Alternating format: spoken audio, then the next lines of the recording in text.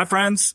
I'm Brian Monaghan with the Albertsons Media Collective, and you're listening to the CPG Guys podcast. Welcome to the CPG Guys podcast. Your hosts, Shri Rajagopalan and Peter V.S. Bond, explore how brands and retailers engage consumers in an increasingly digitally driven world. And now, here are the CPG Guys. Hello, and welcome to the CPG Guys podcast. I'm your unflappable co-host, PVSB, who also moonlights as head of industry and client engagement at Flywheel, the commerce acceleration division of Omnicom. Joining me today is my co-founder of this enterprise. He's the chief revenue officer of Think Blue Consulting. He's patriarch of the Raj family media empire. I feel like I should do a nefarious laugh at the end of that. Nothing like that. But of course, I'm talking about the man known as Shri. Shri, as we record this, we're a couple of days away from Vegas. It's grocery shop time. What's going through your mind, man? I know we can say Raj family media, but I don't feel or see the empire part yet. So that's a little bizarre. I can hear Alicia, what is it, Alicia Keys singing in the background, Empire, in New York. Sorry, I'm not going to do the song. I won't do it justice, but it's good. Are you excited about grocery shop? We got a lot of stuff going on, don't we? 3 dinners, hosted dinners for 3 of our clients. Excited about that. The rooms are full. And of course, our kickoff party at 6 p.m. on Sunday, the 28th. Over 200 guests, brands, retailers. I can't wait to get there, Peter. And of course, Peter, we said we wouldn't pack our schedules. We'll have plenty of time to go walk the floors. And what happened? The schedule's There's packed. one thing I do want to slip into our schedule, Shri. I hear there's something pretty exciting going on at the Reef during grocery shop. I think our guest may be able to elaborate a little bit on that. But thanks as always for joining me. Yeah. Wait a minute, Peter. You can't just say that and we're move gonna on. get to Like it. it's been a tradition for you and me to show up at there. the Reef for a very specific happy hour. We'll be at the Reef. It's gonna happen. In any event, thanks for joining me as always. And what I'll say to our audience is make sure you're subscribing to our podcast on your preferred listening platform, wherever you can get our latest episodes. You can even go back and consume some of the, I think, 530 episodes we've already published now, Shri. And we have 2 series. We have both our regular podcast episodes and then our weekly commerce riff, which we've started. I think we're about 4 weeks into it now. So very exciting.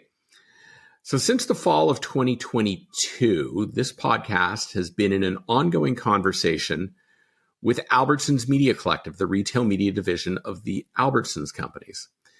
They've participated in 8 of our 530 episodes. Most recently, when Liz Roche spoke to us on day 1 of her employment back at CES in January, they threw her right to us, threw her to the wolves on day 1 of joining Albertsons Media Collective. Can you believe that, Shri? It's come to our attention that the collective has a new leader, and it stands to reason that we should invite him on to share with our audience what's new and how Albertsons enables brands to connect with their shoppers, building brand loyalty. Our guest today has an extensive professional experience, having worked at agencies like Universal McCann, IPG Media Lab, Dentsu International, not to mention Pinterest, and even Walmart.com. So please join Shri and me in welcoming to the podcast the Senior Vice President of Albertsons Media Collective, Brian Monaghan. Brian, welcome. How you doing, man? Thanks, Peter. Thanks, Shri. I'm doing great and appreciate you guys having the collective back on your show. You're always welcome here. You know, it's a funny story, Brian, and this harkens back to when Shri was working at General Mills. He would get a lot of feedback from junior level people who didn't know that. They'd say, how come you have, you've had Albertsons on like 6 or 7 times at that point. How come you never have my retailer on? And what they don't understand is we invite everybody on. We welcome everybody to come here. We're just grateful that the collective has seen value in having an ongoing conversation with us. So we're just pleased as punch to have you here, and you're always welcome on when you've got great things to talk about, because you guys, be it you, Liz, Evan, you always deliver. It's always a great conversation. So thanks for taking time out of your day, particularly as we're getting close to grocery shop, because I'm sure you're deep in the plannings of that. But It's going to be a great time. And as I kind of loosely refer to, you've got a big activation at Grocery Shop, don't you? At the Reef. Can you tell us just a little bit about that before we get to the questions? Yeah. So we for the past few years we've held the Seascape Ballroom at the Shark Reef Aquarium at Mandalay Bay, and it's a cool facility to catch up with partners and with customers. This year we're going to do a breakfast on Tuesday morning, and we're really looking forward to it. And I got to rest up, get hydrated, because it's going to be an action-packed couple days. It certainly is. And for anyone who's planning on being at the Reef, I'm going to let you in on a little secret. If you go in the main entrance, you're going to go the full way around before you get to where Albertsons is. If you go in the exit, you're right there by where they are. So if you want to game the system, go in through the exit and you will find the team at Albertsons Media Collective there. But we're going to include... That's a good tip. I didn't know that. I found that out the hard way because I did the full circuit. I'm like, wow, I could have just come in the exit and I would have been right there. In any event, we're going to include in the digital show notes of this podcast episode links to your LinkedIn page, the Collective's LinkedIn page, and Albertsons Media Collective's website. So our audience can multitask. They love to do a little research while they're listening to our conversation go on. It's a really great way for them to do it. You have to write anything down. All the hyperlinks are built right there into the digital liner notes. So let's get this started. We'll interchange. I'm going to give you the first question. It's really about your decision to join Albertsons Media Collective. What led you to do that, and how do you think your past experiences, some of many of which I detailed in my introduction, informed your the vision you're trying to build there and carry on? I've got an affinity to the Albertsons company. I mean, I raised my family at feeding them at the Safeway at the corner of Camino Alto and Miller Avenue in Mill Valley, California. And, every weekly grocery shop, every backyard barbecue, every birthday party, every pharmacy run was to the Safeway that had been serving my hometown since 1947. And Safeway actually turns 100 next year. And it's one of 22 iconic brands that we've got in the Albertsons family. But the reason I came, I've been in the retail media business for a little bit. I was fortunate enough to be part of the team at Walmart when we launched the retail media network there at Walmart, and spent a number of years at Pinterest as we were working out our retail strategy at that platform, and most recently doing consulting at Dentsu with a whole host of retailers and brands who are working with retailers around the world. And what I saw in Albertsons, Peter, was an opportunity to do retail media right. It's right in the name, Albertsons Media Collective. And it's really an opportunity to build a scaled media platform that drives collective growth. And just to unpack that a little bit, Albertsons has got scale, right? We have 2,200 stores. We're operating 13 of the 15 largest DMAs. We got 175 million Americans in our trading radius. We have 100 million addressable IDs. We got 47 million people in our loyalty program. We see 500 million trips. So it's every year, it's a scaled platform. But arguably the attempted merger with Kroger that didn't go through kind of created an artificial pause, if you will, in the evolution of the collective. And so at Albertsons now, what I saw was a new management team. Susan Morris has come in as CEO, Jennifer Sines as Chief Commercial Officer, Michelle Larson as Chief Merchant. And they're very clear on the reality of the retail business model today, that it has to be a hybrid retail media business model. And they're very clear on what it's going to take to be successful. And we're also really clear-eyed on some of the mistakes that some of our colleagues have been of not leading up to the promise of collective growth and not honoring the fact that retail media is the only media transaction where the objective of the buyer and the seller is the same. So, what I saw here was just an incredible opportunity to play at scale and to really come in and do retail media right. Brian, first of all, congratulations on the new role. Also, welcome to the CPG Guys. We've been looking forward to this one. No surprise, we had Liz Roach on the show week one of her job at CES, which was a lot of fun. Maybe day one of her job, actually. I'll correct myself. So obviously, your previous experiences are going to significantly benefit the desk you now hold at Albertsons Media Collective, but I'm going to ask you to look forward. You walked in, it's been a few weeks, you look out, maybe a year, 2 years, 3 years, or even into the horizon. What is that wow moment, overarching mission for AMC, Albertsons Media Collective, over the next 3 to 5 years that you're bringing in? The wow moment. So what I think is so cool about Albertsons and the banners that we have and the real estate footprint that we've got is we see a very unique profile of missions, of trip types, right? So you've got the stock up trip, the weekly grocery shop, the mission trip, the meal solution trip, the pharmacy trip, and so we've got a lot of interactions, distinct interactions with our customers. And again, we're 22 different retail banners. Acme turns 130 next year. Acme was the first retailer where you didn't have to ask the clerk to pick some merchandise off the shelves behind them. So these are brands that have fed families for generations. So we've got the relationship, we've got the trip type, and our mission at the collective, again, is deliver collective growth. So it's good for our advertising partners, our merchant colleagues, and our shared customer to deliver growth by presenting relevant sponsored media throughout the mission to simplify the shopper mission. And so what I see the wow moment, Shri, is when we start to be able to deduce not just who or what, but why. Like, what is the motivation of that shopper in that moment? Like, what need do they have in their household that they're trying to solve? And the frequency with which we see them in grocery is awesome because we see our customers on average once a week. We're going to get really good and really smart at that.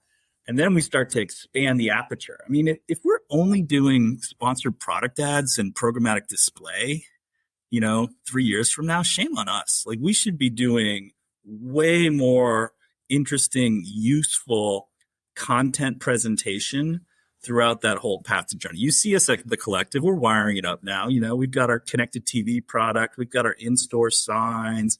We've got a lot of utility in our app now, whether it's shoppable recipes or map your list in the store. Like, all of that is a skeleton to hang relevant sponsored content to help simplify the shopper's mission. And I think the wow moment is when our customers feel like, man, these guys just get me. They just get me. And we'll see it in generating customers for life. Your mention of Acme reminded me of 1980. I had just left Canada. I was being shipped off to boarding school outside of Philadelphia. I think I was in Bryn Mawr, and I came across for the very first time an Acme store. And the thing that went through my head was, is this where Wile E. Coyote buys all of that equipment that doesn't work? And I was like, no, that's not it. But in any event, my follow-up question to that is, how do you define actually success for Albertsons Retail Media beyond growing revenue? Is it about growing the category? Is it about household penetration? Like, what are the other, to some degree, KPIs and success metrics that will tell you that your mission's being achieved? This is the question, right? How do you define success? Because what gets measured gets done. Last week we were at the Ascendant conference, and Sean Rassenberg from HEB shared a great story. He's like, all my advertisers are asking me for different metrics and telling me I need to improve my metrics. So I sent out a survey to ask them what metric mattered to them. And the results came back with equal distribution across the 12 different metrics that I sent out there. So I think as much as we pound the table, and rightly so, that we need to have transparency and accountability in this new medium, the new way that budgets are being expressed, we don't have alignment on what true north is. For me and for us, it's category growth. Like, I think that's the center of the Venn diagram, category growth, new to category shoppers. And, it's one thing for our advertisers to shift share amongst our existing amount of demand and make their slice of the pie bigger. We need to make the pie bigger. And frankly, we need to do more together to do that.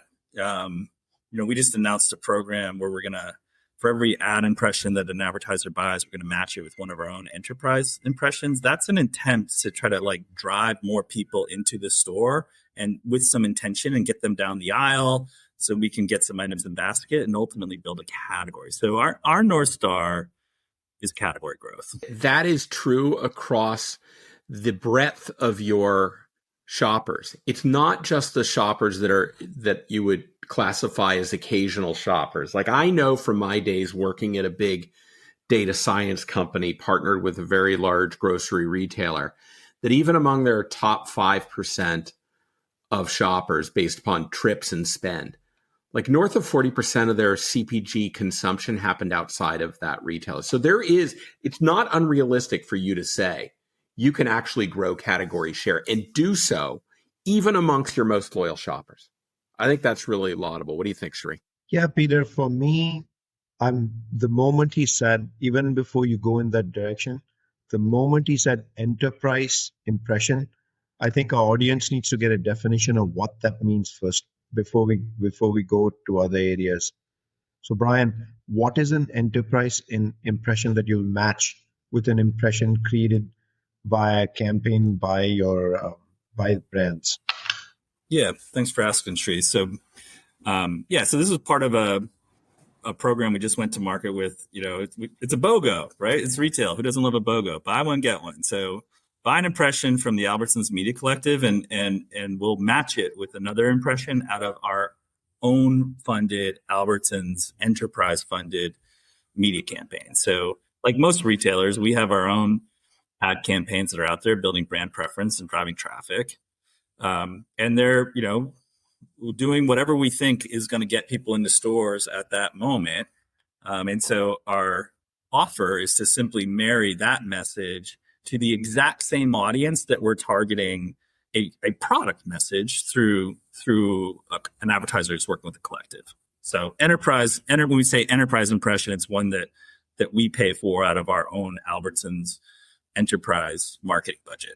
Does it generally then mean, Brian, that if a brand is building a certain campaign with a certain amount of impressions order of magnitude they can expect double? So for the qualifying in theory, yeah, for the qualified impressions that are part of what we're running, we'll have an equal number of impressions that we will match that we'll pay for ourselves. This is the only medium where the objective of the buyer and the seller is the same, right? We're both trying to generate an incremental sale from the same customer.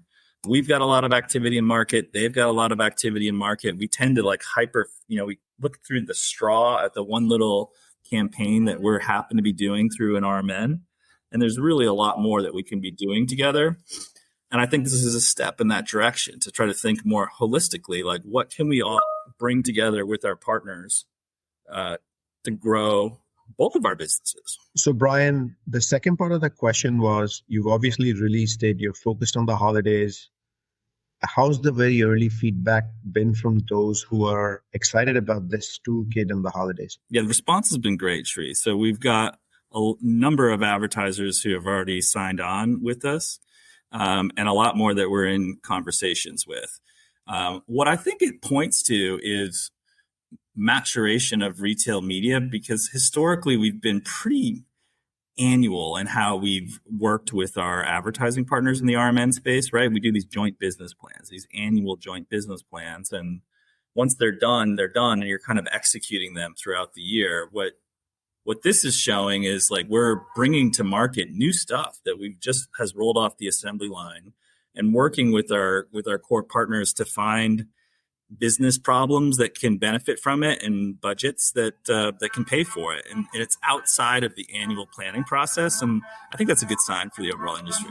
Brian, I've heard you talk about a collective growth mindset in some previous conversations you've had.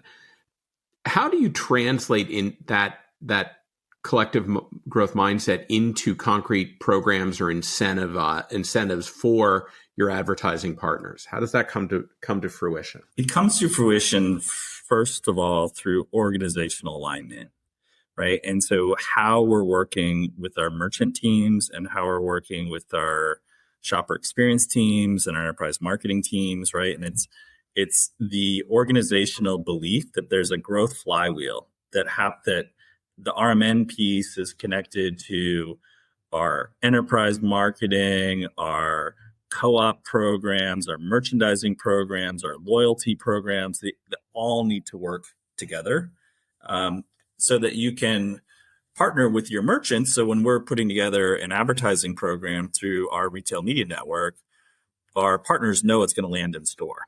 And so we've got an enterprise calendar of national events that we can kind of tether these programs to. So that's one example. The collective growth mindset also comes to fore with measurement and how you're actually really transparent and clear about measurement. So we actually published a white paper before I got to the collective on ROAS and identified 11 different variables that can go into a ROAS calculation.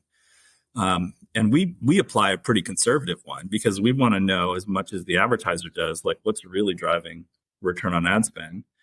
And so we want to really educate our advertising partners to be as educated about like what the metrics actually are, so they can make relevant decisions to drive growth collectively. We're really working closely with a number of really sophisticated partners around synthetic controls. Like synthetic controls, a really exciting development when it comes to incrementality measurement right now, right? We can do these tests with smaller spends and faster turnarounds if people believe the metric, right? And so so we're sleeves rolled right up with some of our biggest, most sophisticated advertising partners to really go through the methodology with them. So they sign off on it. So anyway, I guess the collective growth mindset, it starts with that organizational belief that this is not just a bolt-on sort of, profit generating ATM. This is actually part of our growth flywheel, getting the right alignment. So we're actually engaging with our partners holistically and then keeping score and being really clear-eyed on what our activities are driving. Peter, my question for you is, where can the CPG guys find a profit-generating ATM? But yeah, there's not one outside my front door. I want one. You know what's outside my front door? Packages that arrive. That's not profit-generating. That's revenue depleting. But yes, that's profit decretive. It is decretive. Yeah. I think you just need a cut on your daughter's merch sales because yes, you're a shirt right now. Hey. So back on staying on the measurement theme, right? And getting to this mentality of let's grow the category.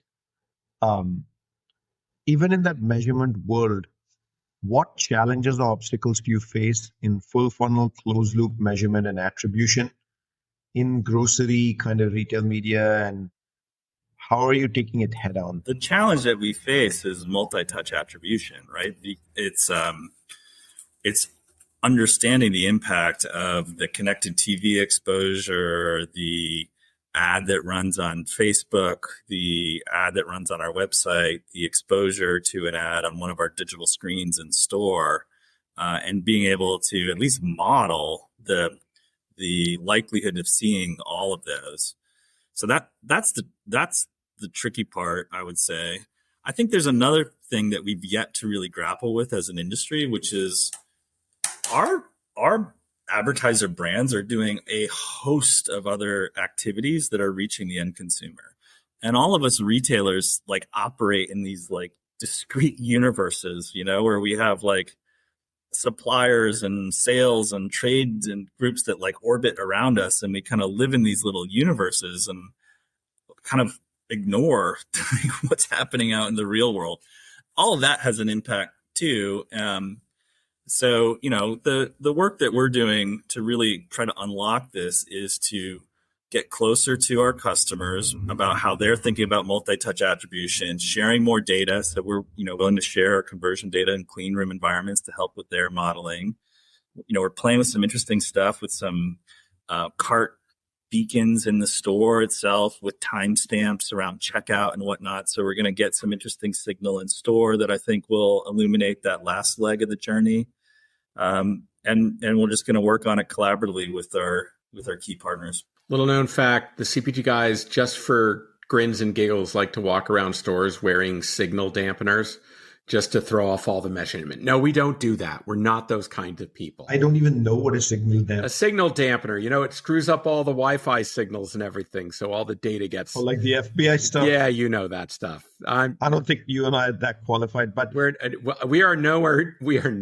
not qualified. Stop the presses, because he said something profound and it's very important. He called light to the fact that the number one challenge today in the ecosystem when it comes to commerce media is the operating mentality of brands and retailers, that each RMN needs to be seen as a void in its own little space, and filling that void and meeting a JBP commitment without understanding the full media ecosystem of what a brand does every single time for every RMN. If that challenge can be solved, multi-touch attribution is a problem of the past. Let me remind our audience that today we're speaking with Brian Monaghan. He is the shiny new SVP at Albertsons Media Collective. So let me ask you this. Since Evan's not here, I'm going to ask you. How's Albertsons leveraging tech innovations? Obviously AI, the word of the term of the year, machine learning, predictive analytics, to really do a couple things: improve audience targeting, deliver more highly relevant, personalized experiences, and actually, to your point, measure whether that is all effective at helping brands build their brand equity. So we're using AI and tech innovation throughout our organization. So, it starts with our workflow, right? So it starts with just finding small applications of the technology, right? So how we're coding, how we're doing meeting notes to follow up with our advertising partners, like how we're generating insights from a wrap report, right? So we've got like little point solutions of different AI tools, I guess, that are pointed at that. There's clearly more we can do. Like we've started on the user experience side of things, and you start to talk about agentic commerce and all that. So we've got an app, we call it's an Ask AI experience on our app that we partnered with Google to power that chat experience, if you will, on our search product on our website. So we're trying to think about it in our user experience as well. Ultimately, we believe that the future of advertising, the future of media are going to be these outcome, objective-based outcome machines, and we sit on a really interesting pile of data, and we should have a media product that reads and understands that data such that it can automatically advise who to target with what message, when, and how to optimize. So ultimately, as we're building out our self-service product, it sits on top of a AI brain, if you will, the same way that the other platforms are building on top of their data set. We just happen to have a really unique and valuable data set. Earlier, you mentioned this notion of category growth, and I kind of re-emphasized it here on the CPG Guys.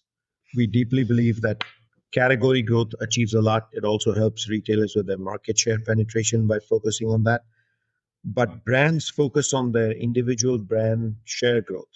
So how do you foster that collaboration with advertisers to take, just not run successful campaigns, but take them to the journey of category growth versus just brand share growth? It's a good question, Sri, and it is a journey, right? It's a journey because we understand that we are working with individuals inside these CPG companies that have very specific business goals, right? And they're largely focused on growing their sales in the Albertsons chain through whatever means necessary.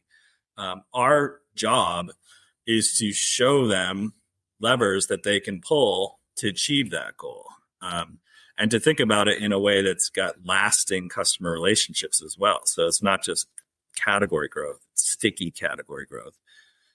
So I don't know. I think our job is really like showing the data. we have a lot of hard conversations, right? We have a lot of hard conversations with advertisers who are like, you know what, guys, like we're just not seeing the return on ad spend, or, we're spending money with you guys. You're telling us one thing, but our sales overall at your chain are doing a different thing. And so we have a lot of hard conversations like that. But importantly, we are coming to those conversations in a spirit of true partnership to go back to them and say, well, what are you doing to target your above the line ad impressions at our customers? Seems to me you're buying all these brand campaigns and you're targeting them for cheap reach, which I appreciate why that's the goal, but you could target them at our customers as well.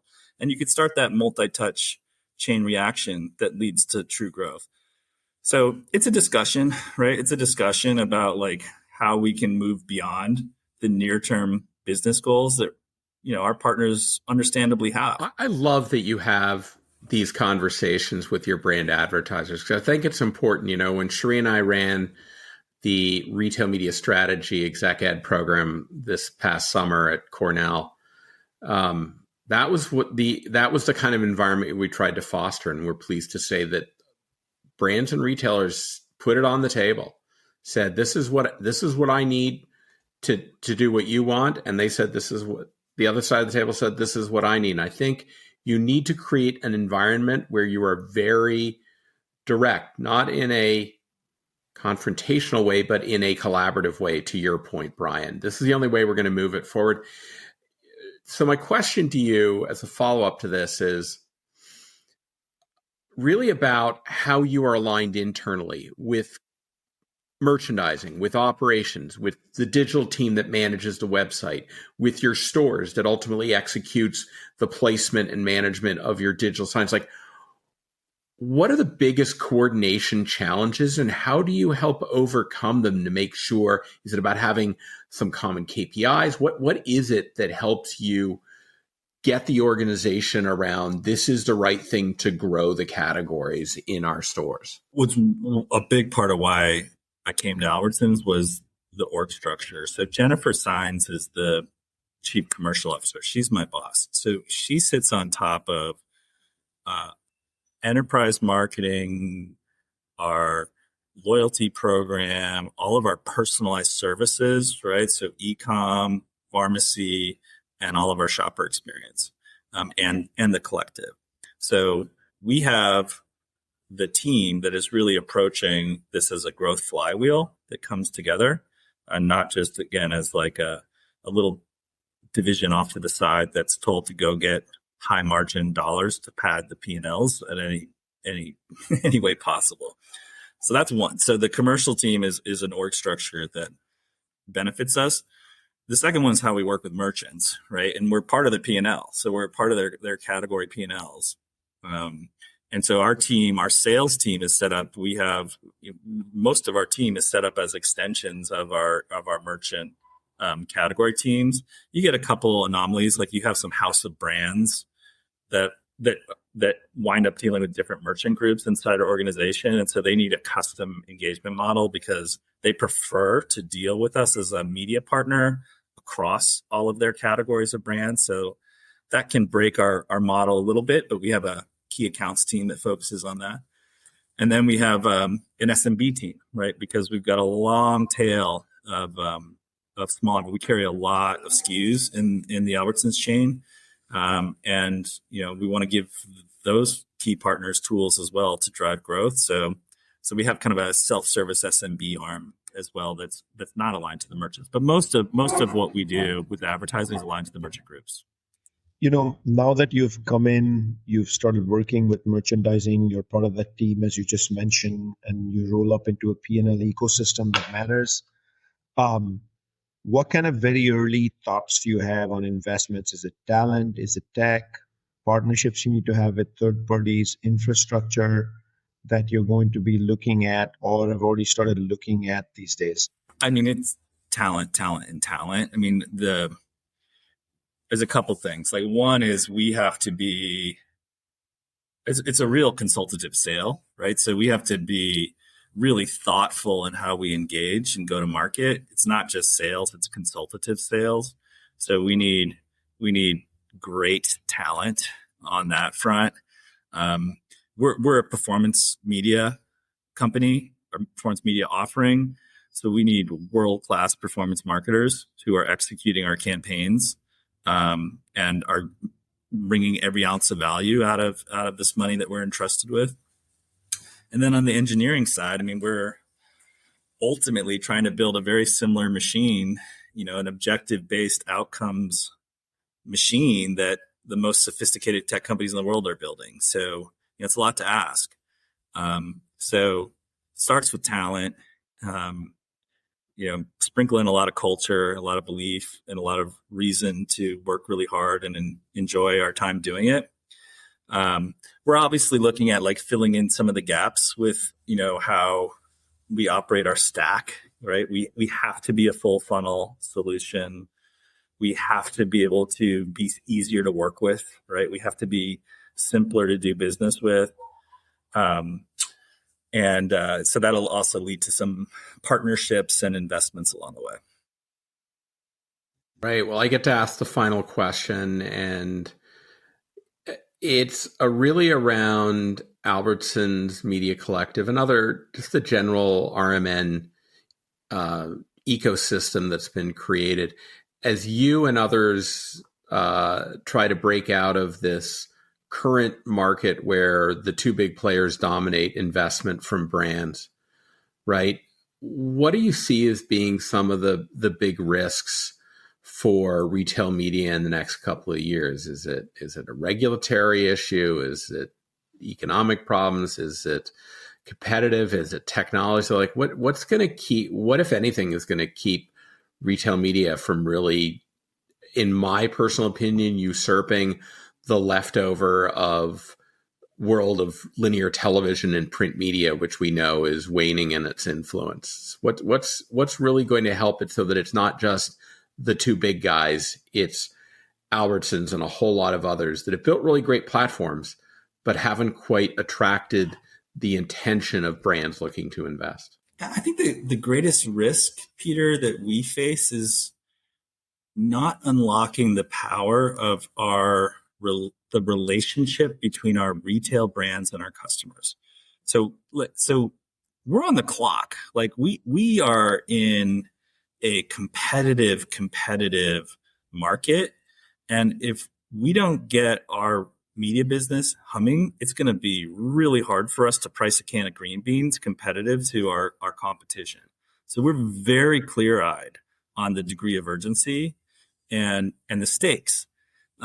Because like I said, when I opened, like I raised my family, feeding them at the local Safeway. That's where I bumped into my friends. It's where I would see the kids that I coached basketball. It's where I got to know our cashier. Our cashiers are union, so they have staying power. Like it's the pillar of a local community, and that's important, right? It's important to have grocery stores like that in your community, and not just have packages show up at your door or some sort of soulless supercenter as where we're going to go.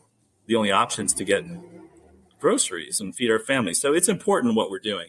I think the secret weapon we've got, and this is the thing we have to figure out how to unlock, is that emotional connection to our local brand. Like we are a locally great, nationally strong retail chain. Safeway is called Safeway because it pioneered the cash and carry model at a time when families were going in debt in the Great Depression because they were buying their groceries on credit, and they went into debt to feed their family and lost the family farm over it, right? So we have these incredible, like these legacy brands that have been feeding families. We have to figure out how to unlock that. We have to figure out how that makes not just the advertising work, but people want to shop our stores and discover the great products that our partners are bringing through our stores.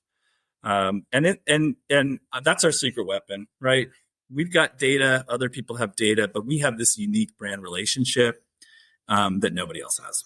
To our audience, thank you for joining us 3 times each week for our podcast conversation and our weekly riff.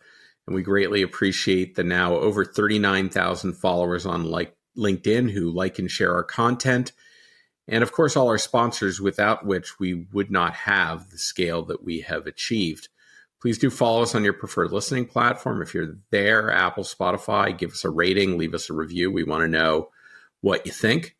And of course, we look forward to seeing you in person this fall at one of the many events we're at, most notably Grocery Shop, coming up this weekend. Shri, big takeaway. What do you got for me? Very straightforward. Upon coming into Albertsons, understanding that you can't run a media engine without partnering and sitting squarely with merchandising, and Brian's made that a priority, reports to Jen Science, who's very much part of that ecosystem. When that happens and the merchants understand the value of media and the importance of what media does in trips and baskets, 95% of the issues in the industry go away. The other thing, although you asked me for one that I want to emphasize a little bit, is Don't steal mine. Don't steal mine. the importance of category growth. Again, if brands and retailers aligned on category growth, a lot of the problems would go away again, and then multi-touch attribution would be a thing of the past. But then I want to remind brands, it's not your brand share, it's category growth. But then we have to remind merchants and retailers, it's not just about your market share growth. For a brand, it has to be holistic growth in the market. If they win in your environment and all of a sudden you're growing category share, but all of a sudden it's coming at the cannibalization of another retailer, we're back to square one. Share should never be the metric, because that's what it does, cannibalization. I agree with everything you said, Shri. My big takeaway is this whole, you kind of touched on multi-touch attribution. Brian realizes that it's not just within the walls and the ecosystem of Albertsons, that tapping into what brands are doing and how they're investing outside is ultimately the only way you're going to have a much better measurement of performance, and they've got to complement each other. So I really appreciate his thoughts around that. Thank you, Shri.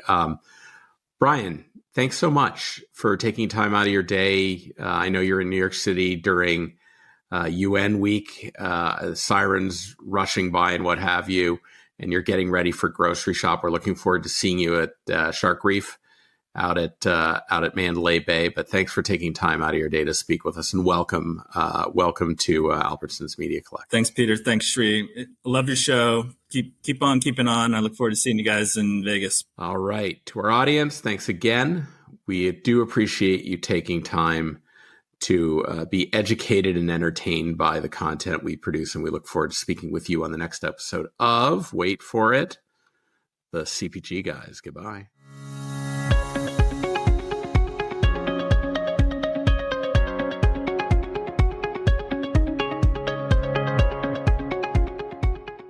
The content in this podcast episode is provided for general informational purposes only.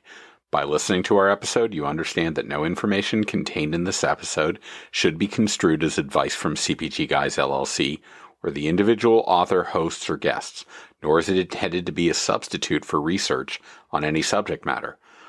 Reference to any specific product or entity does not constitute an endorsement or recommendation by CPG Guys LLC. The views expressed by guests are their own, and their appearance on the program does not imply an endorsement of them or any entity they represent. The views expressed by CPG Guys LLC do not represent the views of their employers or the entity they represent. CPG Guys LLC expressly disclaims any and all liability or responsibility for any direct, indirect, incidental, special, consequential, or other damages arising out of any individual's use of, reference to, or inability to use this podcast or the information we present in this podcast.